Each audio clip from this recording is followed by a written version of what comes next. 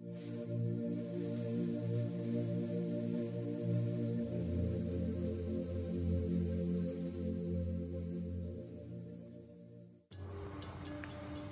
ब्रह्म महिमा अलेख शरण। नमस्कार दर्शक वृंद, आपण मानंकु आजिर राशिफल कार्यक्रम रे मु एस कुमार स्वागत जनाऊछि। प्रतिदिन निजर राशिफल जानिबा पई गुरुकृपा यूट्यूब चैनल को सब्सक्राइब करंतु और पाखरे थिबा बेल आइकन को प्रेस करी ऑल नोटिफिकेशन ऑन करी दियंतु, जहा फल रे आमे जेते बेले वीडियो अपलोड करिवो प्रथमे आपण वीडियो देखि पारिबे। आमर यही वीडियो रे आपण संपूर्ण पंचांग सहित मेष ठारू मीन पर्यंत 12 गोटी राशिर राशिफल विषय रे जानि पारिबे। वीडियो को दयाकरी शेष पर्यंत देखंतु।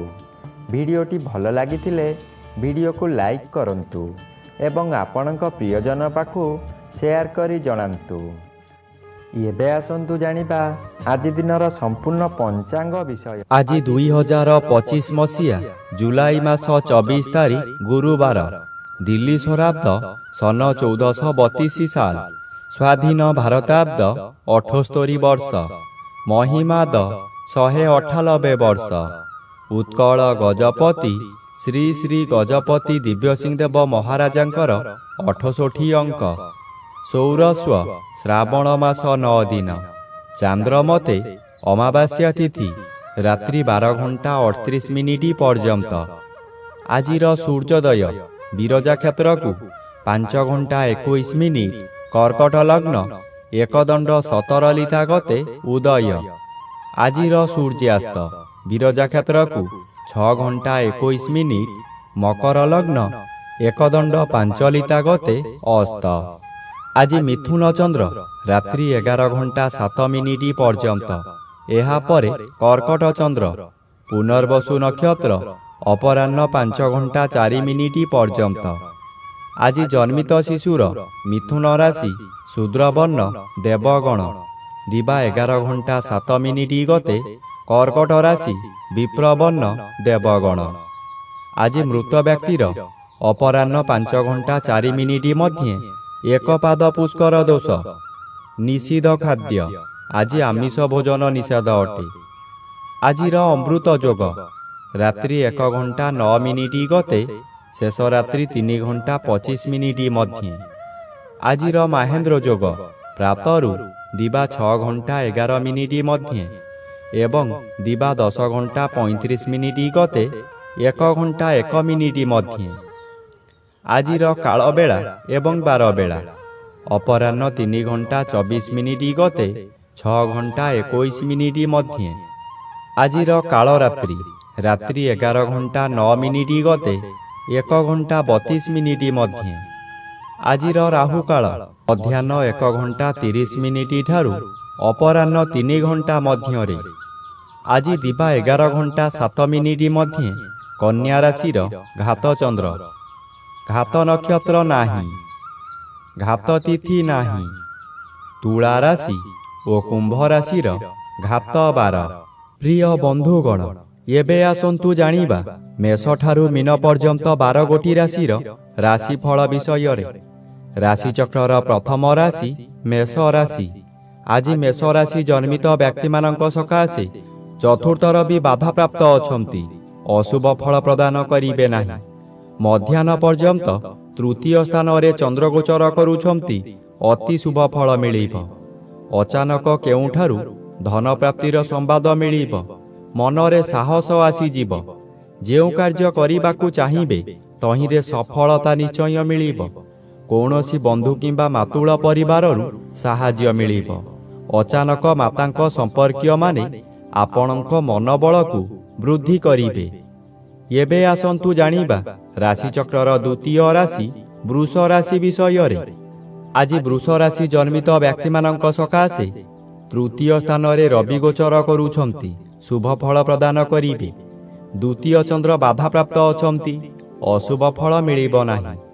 आपणक आय पूर्वरु जहा थिला ताहा 2 गुण रे परिणत हेबा किछि असंभव नुहे। शरीर रे शक्ति जाग्रत हेब। ଯେଉଁ କାର୍ଯ୍ୟ କରିବାକୁ ଚାହିଁବେ ତହିଁରେ ଆପଣଙ୍କୁ ସ୍ୱାଧୀନତା ମିଳିବ। ପୂର୍ବରୁ ଲାଗିଥିବା ଶତ୍ରୁମାନେ ଆପଣଙ୍କ ପରାକ୍ରମ ଦେଖି ଭୟରେ ଆତ୍ମଗୋପନ କରିବେ। ଏବେ ଆସନ୍ତୁ ଜାଣିବା ରାଶିଚକ୍ରର ତୃତୀୟ ରାଶି ମିଥୁନ ରାଶି ବିଷୟରେ। ଆଜି ମିଥୁନ ରାଶି ଜନ୍ମିତ ବ୍ୟକ୍ତିମାନଙ୍କ ସକାଶେ ଦ୍ୱିତୀୟ ରବି ବାଧାପ୍ରାପ୍ତ ଅଛନ୍ତି। ଅଶୁଭ ଫଳ କମ୍ ମିଳିବ। ଶ୍ରୀଚନ୍ଦ୍ର କିଛି ଶୁଭ ଫଳ ପ୍ରଦାନ କରିବେ। ଯେକୌଣସି ଉପାୟରେ ଅର୍ଥପ୍ରାପ୍ତି ହେବ। ଆୟବ୍ୟୟ ପ୍ରାୟତଃ ସମାନ ରହିବ। ଚକ୍ରାନ୍ତକାରୀ ବ୍ୟକ୍ତି ଚକ୍ରାନ୍ତରେ ଫେଲ୍ ମାରି ଆପଣଙ୍କର ଶରଣାପନ୍ନ ହେବେ। ଆପଣ ସତର୍କ ହୋଇଯିବେ। ପରିବାର ମଧ୍ୟରେ ସ୍ୱାଦିଷ୍ଟ ଭୋଜନ ପ୍ରସ୍ତୁତ କରି ଆହାର କରିବେ।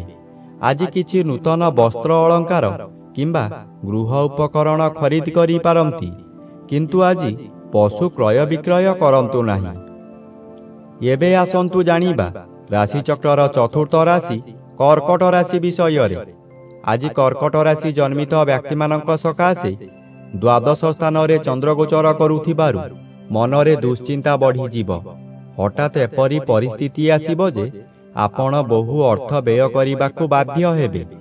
ଜନ୍ମ ରବି ବାଧାପ୍ରାପ୍ତ ଅଛନ୍ତି। ରବି ଆତ୍ମାକରକ ଗ୍ରହ ହୋଇଥିବାରୁ ପୂଜାପାଠରେ ମନ ବଳିବ। ମଙ୍ଗଳମୟ କାର୍ଯ୍ୟ କରି ଲୋକଚକ୍ଷୁରେ ସମ୍ମାନୀୟ ହେବେ। ଏହି କାର୍ଯ୍ୟ କରିବା ସକାଶେ ଅଧିକ ଚିନ୍ତାଗ୍ରସ୍ତ ହେବେ। ସମୟେ ସମୟେ କ'ଣ କରିବେ କ'ଣ ନ କରିବେ ସ୍ଥିର କରିପାରିବେ ନାହିଁ। ଏବେ ଆସନ୍ତୁ ଜାଣିବା ରାଶିଚକ୍ରର ପଞ୍ଚମ ରାଶି ସିଂହ ରାଶି ବିଷୟରେ। ଆଜି ସିଂହ ରାଶି ଜନ୍ମିତ ବ୍ୟକ୍ତିମାନଙ୍କ ସକାଶେ ଦ୍ୱାଦଶ ରବି ଅନ୍ୟ ଗ୍ରହ ଦ୍ୱାରା ବାଧା ପାଉଥିବାରୁ ଅଶୁଭ ଫଳ ପ୍ରଦାନ କରିବେ ନାହିଁ। ନିଜେ ସାବଧାନରେ ରହିଲେ ବଡ଼ ଧରଣର କଳହରୁ ତ୍ରାହି ପାଇଯିବେ। ଦ୍ୱାଦଶ ଗୃହ ମନୁଷ୍ୟର ଅନ୍ତିମ ଯାତ୍ରାର ପଥ। ଆପଣ ଏହି ସମୟରେ ଧର୍ମ ସଞ୍ଚୟ କରିପାରିବେ। ବହୁ ସ୍ଥାନ ଭ୍ରମଣ କରି ଧର୍ମ ଅର୍ଜନ କରିପାରିବେ। ଆପଣଙ୍କ ପାଦ ପୀଡ଼ା ହୋଇପାରେ, ତଥାପି ଭ୍ରୂକ୍ଷେପ ନ କରି ବିଭିନ୍ନ ତୀର୍ଥଯାତ୍ରା କରିବେ। ଏବେ ଆସନ୍ତୁ ଜାଣିବା ରାଶିଚକ୍ରର ଷଷ୍ଠ ରାଶି କନ୍ୟା ରାଶି ବିଷୟରେ। ଆଜି କନ୍ୟା ରାଶି ଜନ୍ମିତ ବ୍ୟକ୍ତିମାନଙ୍କ ସକାଶେ ମଧ୍ୟାହ୍ନ ପର୍ଯ୍ୟନ୍ତ ଘାତଚନ୍ଦ୍ର ଭୋଗ ହେଉଥିବାରୁ ଅଶୁଭ ଫଳ ମିଳିବ। କର୍ମକ୍ଷେତ୍ରରେ ଅସଫଳ ହୋଇ ଅପମାନିତ ହେବେ। ଉପରିସ୍ଥ ଅଫିସରଙ୍କ ନିକଟରେ କାମ କରି ନ ପାରିବାରୁ କାମ ହାତଛଡ଼ା ହୋଇଯାଇପାରେ। ସହକର୍ମୀମାନେ ପରିହାସ କରିବେ। ଆପଣ ଦୁଃଖରେ ଭାଙ୍ଗି ପଡ଼ିବେ। ଆପଣ ଯାହା ଚାହିଁବେ ତାହା କରିପାରିବେ ନାହିଁ। ମାନସିକ ସ୍ତରରେ ହେଉ କିମ୍ବା ଶାରୀରିକ ସ୍ତରରେ ହେଉ ଦୁର୍ଘଟଣା ଘଟିପାରେ। ଏବେ ଆସନ୍ତୁ ଜାଣିବା ରାଶିଚକ୍ରର ସପ୍ତମ ରାଶି ତୁଳା ରାଶି ବିଷୟରେ। ଆଜି ତୁଳା ରାଶି ଜନ୍ମିତ ବ୍ୟକ୍ତିମାନଙ୍କ ସକାଶେ ଘାତବାର ଅଶୁଭ ଓ ମଧ୍ୟାହ୍ନ ପର୍ଯ୍ୟନ୍ତ ନବମ ସ୍ଥାନରେ ଚନ୍ଦ୍ରଗୋଚର କରୁଛନ୍ତି। ଅଶୁଭ ଫଳ ମିଳିବ। ପିତୃପୀଡ଼ା ଓ ଗୁରୁଜନ ପୀଡ଼ା ଦେଖାଦେବ। ଯେଉଁଆଡ଼େ ଯିବେ ଆପଣଙ୍କୁ ଲୋକମାନେ ପରିହାସ କରିବେ।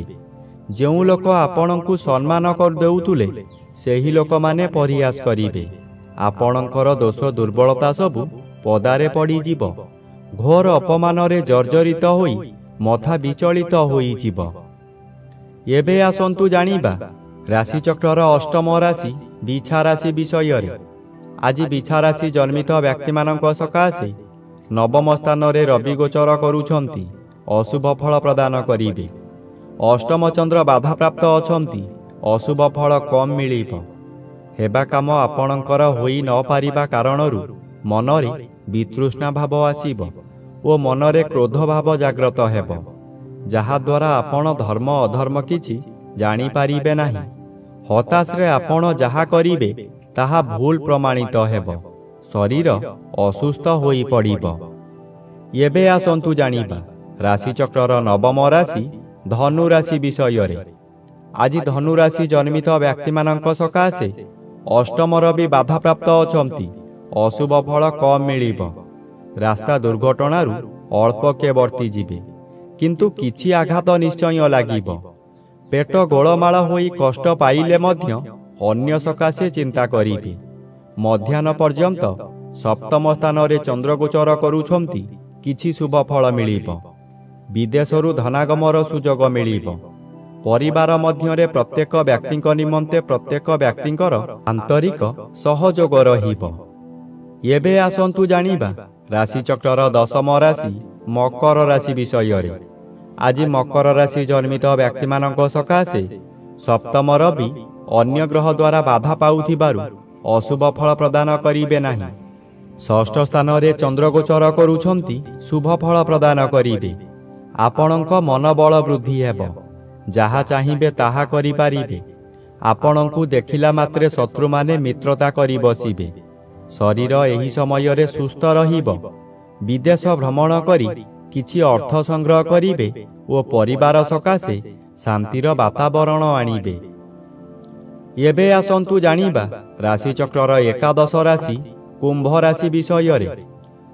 ଆଜି କୁମ୍ଭ ରାଶି ଜନ୍ମିତ ବ୍ୟକ୍ତିମାନଙ୍କ ସକାଶେ ଘାତବାର ଅଶୁଭ ଓ ମଧ୍ୟାହ୍ନ ପର୍ଯ୍ୟନ୍ତ ପଞ୍ଚମ ଚନ୍ଦ୍ର ଅଶୁଭ ଫଳ ପ୍ରଦାନ କରିବେ।